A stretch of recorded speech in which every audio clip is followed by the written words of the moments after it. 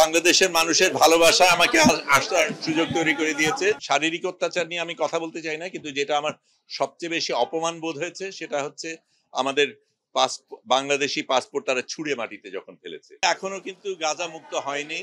গাজার মানুষরা এখনো আক্রান্ত, তাদের উপর এখনো নির্যাতন চলছে, এবং সেটা যতক্ষণ না হয় আমাদের কাজ কিন্তু শেষ হয়নি।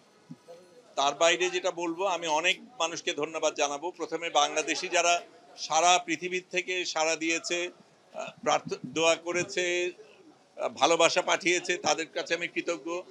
আমি তুরস্ক এয়ারলাইন্স আমাদের আসার ব্যবস্থা করে দিয়েছে, তাদের কাছে ধন্যবাদ জানাই। আমাদের দেশের সরকার যেভাবে সাড়া দিয়েছেন, আমাকে ওইখানে ইস্তানবুলে আমাকে গ্রহণ করেছেন, একদম আমার সাথে কোনো যোগাযোগ করার কিছু ছিল না, সেগুলির ব্যবস্থা করে দিয়েছেন, সেগুলির জন্য ধন্যবাদ। কিন্তু আবারও আমি বলবো যে আমাদের আসল সংগ্রাম বাকি আছে। যতক্ষণ ফিলিস্তিন মুক্ত না হবে ততক্ষণ আমাদের সংগ্রাম চলতে হবে। আমি যেতে পেরেছি, অনেকে যেতে পারিনি, অনেকে আমার সাথে যোগাযোগ করেছিল, তারা যেতে চেয়েছে। আমি মনে করি আরো হাজার এরকম ফ্লোটিলা যাওয়া দরকার, এবং যতক্ষণ না ফিলিস্তিন মুক্ত না হবে আমাদের এই সংগ্রাম চালিয়ে যেতে হবে। আমাদের উপর নির্যাতন গেছে, কঠিন সময় গেছে, কিন্তু গাজাবাসীদের উপর যা হয় তার তুলনায় আমাদেরটা কিচ্ছু না। যেই জিনিসগুলি হয়েছে সেটা প্রথমে আমাদের একেবারে শুরু থেকেই যেই জিনিসগুলি ছিল, একেবারে প্রস্তুতির দিক থেকে অনেকগুলি সতর্কতার ব্যাপার ছিল, নিরাপত্তার ব্যাপার ছিল, অনেক কিছু আপনারা জানতে চেয়েছেন, আপনাদের জানানো যায়নি নিরাপত্তার কারণে, কিন্তু আমাদের একটা স্ট্র্যাটেজিক্যালি চলতে হয়েছে। আমি প্রথমে এই ফ্লোটিলায় যাওয়ার সুযোগ পাই 24 তারিখে সম্ভবত সেপ্টেম্বরে, তখন আমি নিউ ইয়র্কে।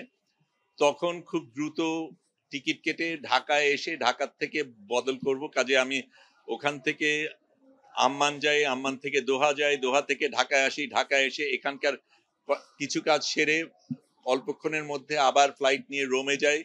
রোমের থেকে আমরা যেখানে যাওয়ার কথা ছিল 28 তারিখ সন্ধ্যার মধ্যে আমাদের ব্রিন্দিসি বোধহয় জায়গাটার নাম, হ্যাঁ ব্রিন্দিসি, ওখানে পৌঁছানো সম্ভব ছিল না এই সময়ের মধ্যে। কাজেই যেটা করি, রোম পর্যন্ত যাই, রোম থেকে আবার রাতের বাস নিয়ে 10.5 ঘন্টা গিয়ে লেচ্চেতে যাই, সেখান থেকে আরেকটা বাস নিয়ে ট্রেন স্টেশনে যাই, ওখান থেকে ট্রেন যাত্রা করে আরেকটা বাস নিয়ে বাকি পথ হেঁটে ওখানে আমি 29 তারিখ সকালে পৌঁছাই। সেই দিন আমাদের প্রস্তুতি পর্ব ছিল, ট্রেনিং এর ব্যাপার ছিল। পরের দিন সকালবেলা আমরা রওনা দেই এবং তখন থেকে আমরা যাত্রা শুরু করি।